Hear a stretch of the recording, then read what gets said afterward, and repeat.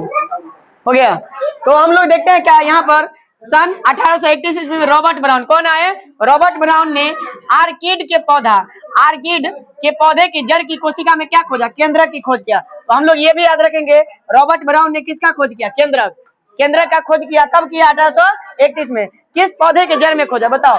Orchid के पौधे की जड़ से। आर्किड के पौधे की जड़ से। आगे हम लोग देखते हैं क्या, अगला है वैज्ञानिक पुरकिंजे। कौन आए? पुरकिंजे कब आए? 1839 में। कोशिका के अंदर, अब कोशिका के अंदर क्या पाए जाने वाले जो जेली के समान होता है ना, जेली के समान अर्ध तरल पदार्थ, उसको बोलते हैं जीव द्रव्य।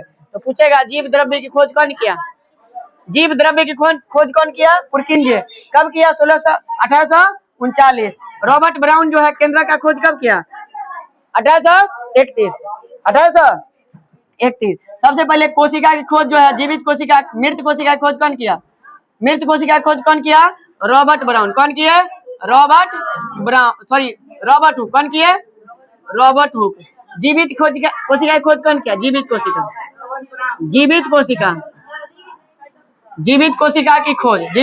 की खोज कौन किए? एंटोनी, बोलो एंटोनी ल्यूवेनहॉक।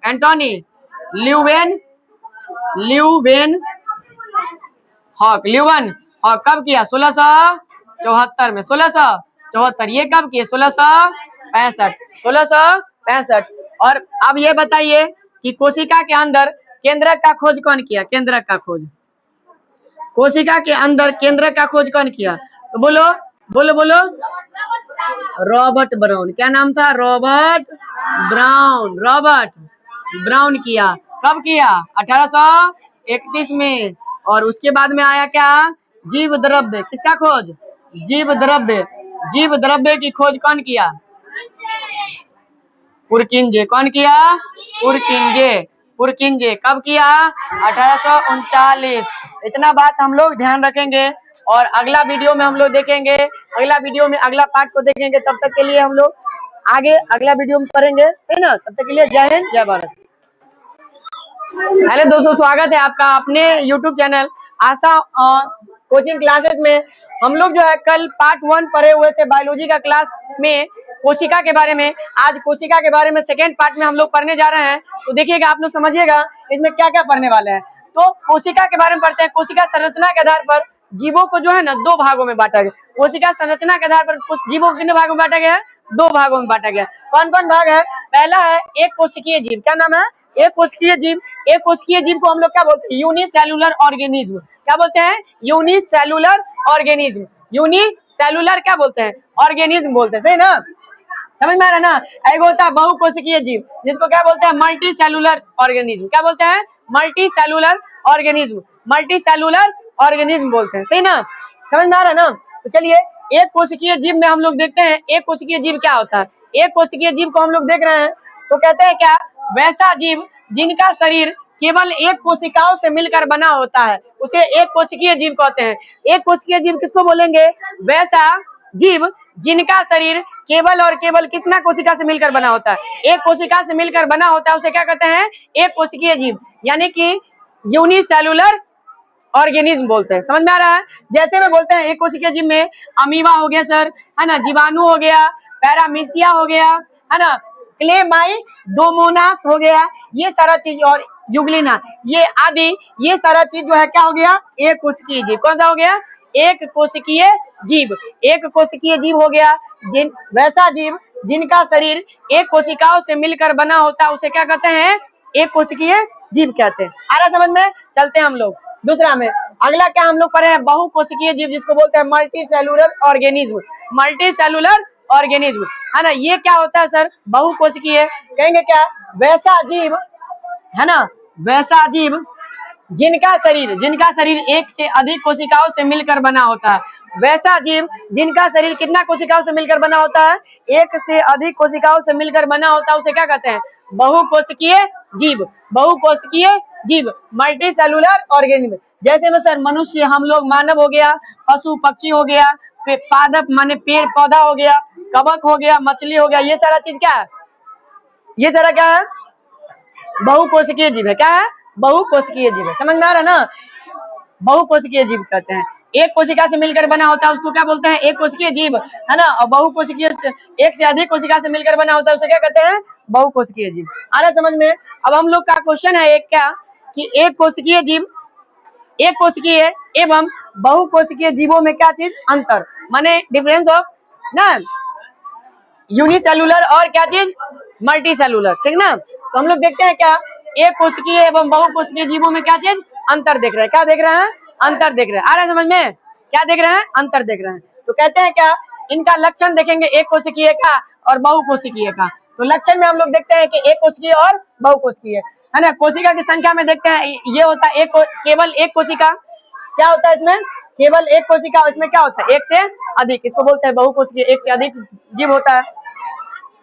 देखिए एक कोशिका का जो काम है इसमें देखिएगा कार्य, एक कोशिका का क्या काम है, कोशिका के सभी कार्य केवल एक ही कोशिका मिलकर बनता है। क्योंकि इसमें कोई इसका भाई बहन है ये नहीं, अकेले है, न इसका अड़ोसी है, न पड़ोसी है, न माँ है, न बाप, माने क्या अकेले क्या करता है, सारा काम करता है क्या एक कोशिकीय जीव में क्या करता है, कोशिका के सभी कार्य केवल एक कोशिका द्वारा किया जाता है, उसको क्या बोलते हैं एक कोशिकीय जीव।